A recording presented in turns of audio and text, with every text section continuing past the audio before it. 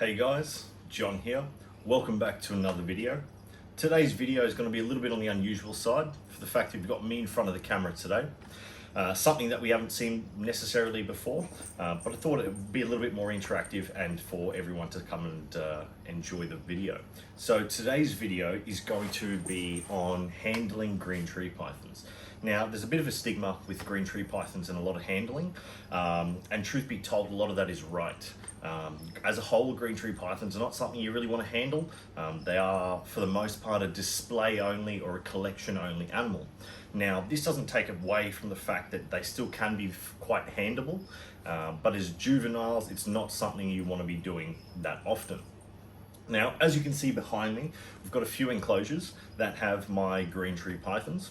And, excuse me, this is just one of many of the enclosures that I'll have here in my house. Now, a few of these enclosures are glass, as you can see, and I do intend on actually upgrading these to PVC custom made, just for the fact that it is a little bit on the easier care side and maintenance. Now, in terms of handling green tree pythons, what the main part of this video is, I'll actually take one out for you to take a look. So a lot of the times with handling these guys, you want to make it easy on the animal. Now, if I close this enclosure up, you'll be able to see this suspected girl right here. Now, these are on custom perches that aren't very hard to make at all. I do actually have a video earlier on my channel of how I made these custom perches and perch holders. So if you want to take a look at that, by all means, check it out on the channel. Now, as you can see here with green tree pythons, it's not trying to bite me, which is a big, I probably guess is a lot of people are worried because these guys can be quite vicious. Now, the main thing with handling green tree pythons, I wouldn't necessarily say to handle them like you would a spotted python or a Stimson's or an olive python in that sense, is that handling pretty much ends at this. By all means, you can touch these guys, you can try and coax them off the perch to let them go on you, but if you take a look at this, socializing in this fashion is probably going to be your best option. Now, why? Strictly for the fact of these guys don't like to be handled. Now, you get some that definitely do, and that's of course just like anything that likes to come out, but as a main part, these guys just like to stay on their perch. Now, you can definitely see these guys are not crazy aggressive. Now, these fellas here have been handled from day one, so they're pretty used to me. I've only been bitten by this one, funnily enough, about 3 times when it was, I think, about 3 months old. Within the same week, it bit me 3 times, and I kind of got over my fear of getting bit by these guys, as it didn't hurt too much. Now, as you can see, trying to coax these guys off, it's as simple as kind of irritating them.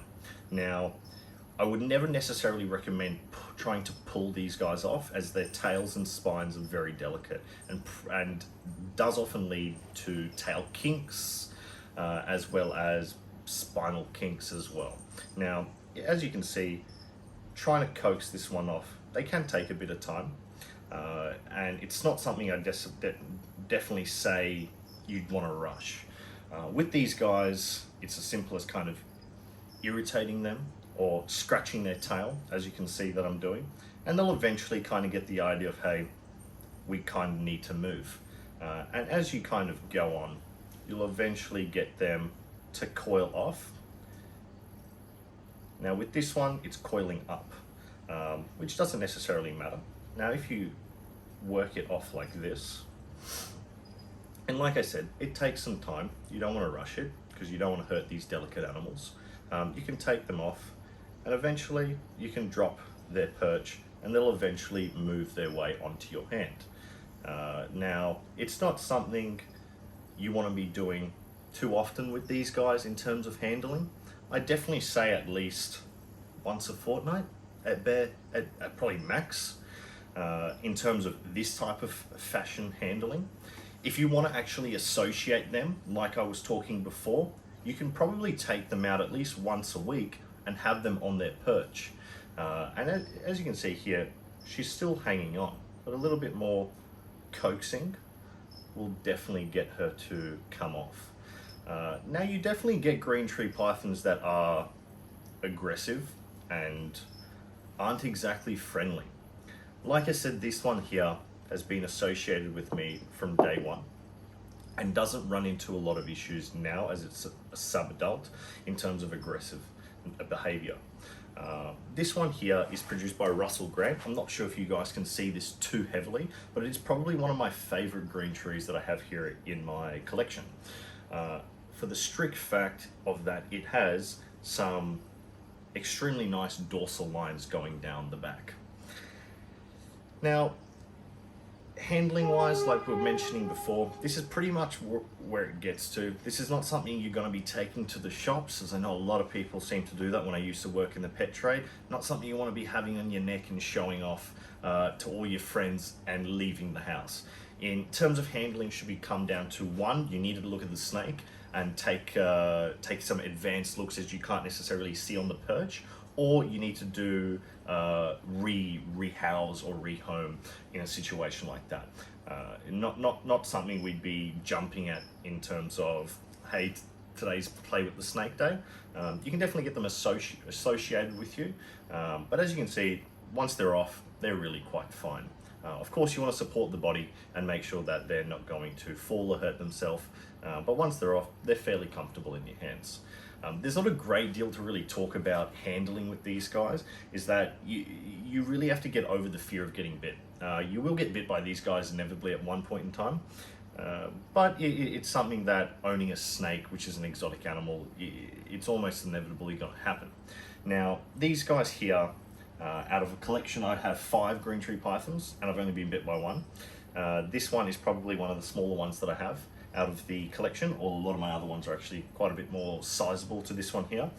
So if I were to be bitten, I'm pretty happy it was by this one. But it's not something, like I was saying, you want to be handling all too often. Absolutely stunning animals. You can see these guys, very, very delicate tails. Now this one here, very, very minimal, but it does actually have a tail kink. And I do believe that was from, just before I purchased it, I did notice it had that small tail kink. And that can be due to a multitude of different things. For the strict fact of perch size being handled, another reason as to why you don't want to handle these guys, but it also can just happen. Which is unfortunate, but it is more a cosmetic thing rather than a detrimental effect to the snake. Some tail and spinal kinks can be so bad that the snake can't defecate and will have issues, but that is probably a much more serious concern, which still can come from handling these animals. So I wouldn't worry too much that you're going to do that, but definitely keep handling down to a bare minimum, and you should really just appreciate these guys for what they are.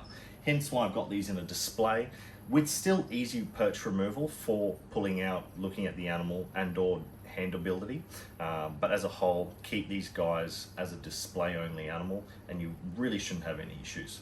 I hope you guys liked this video. A little bit on the unusual side, not something I'm necessarily comfortable with, but I hope you guys enjoy it, and leave a comment in the comment section below to let me know what you think about it, because it's not too bad.